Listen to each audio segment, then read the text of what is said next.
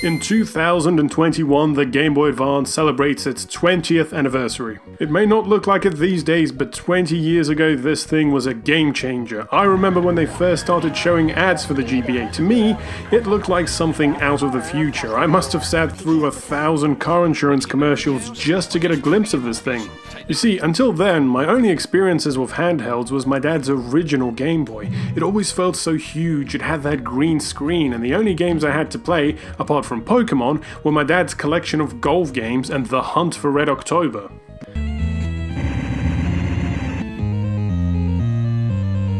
But then, I finally got this bad boy for Christmas. Compared to the old brick, this thing was incredible. The graphics, the colors, the games. The GBA was happiness wrapped in a purple shell. Or a glacier blue shell, whichever color you ended up having. Days out, family gatherings, holidays, funerals, I was glued to my GBA.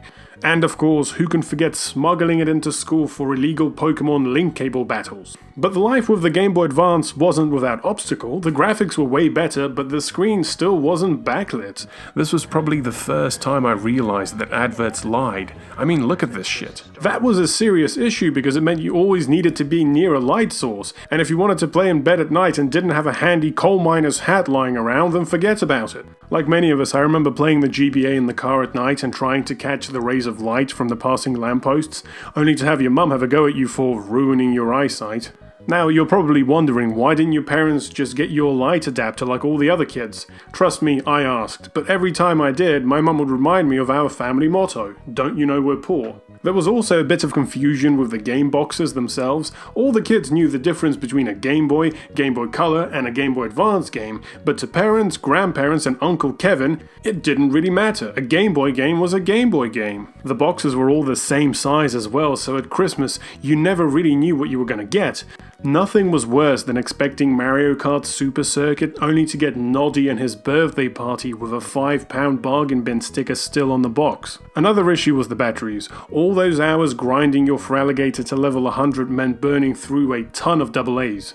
Naturally, my mum soon got fed up of buying me Duracells because once again, and downgraded to the store brand. And those things lasted about an hour at most. Sometimes I'd pop a fresh pair in and the battery light would already be red. But after much pleading, my mum relented and bought me a power adapter, but because, she bought the cheapest version. One that had a physical cord attached at all times, a short one, which meant I was leashed within a 1 meter radius of a plug. And naturally, there was a shortage of plugs in my house, so I'd find myself playing Minish Cap next to a washing machine running on full cycle.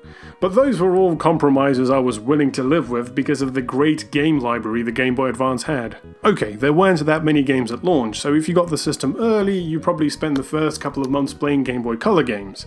Anyone else remember playing their Pokemon Gold in stretch mode and making everyone look super fat? But soon enough, the GBA library began to grow. Sonic Advance, Yoshi's Island, Minish Cap, Ruby and Sapphire, and the Final Fantasy ports were some of my favorite games. Yes, a lot of those games were SNES ports, but so what? Most of us were too young to experience the originals, so this was a great way to play the classics. But it wasn't just the major video game franchises that had a presence on the GBA.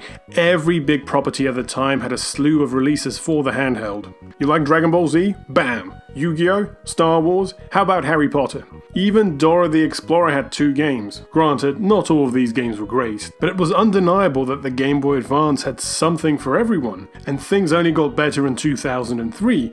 All the quality of life issues I mentioned earlier would melt away with a gift from the gods. But that's a story for another time.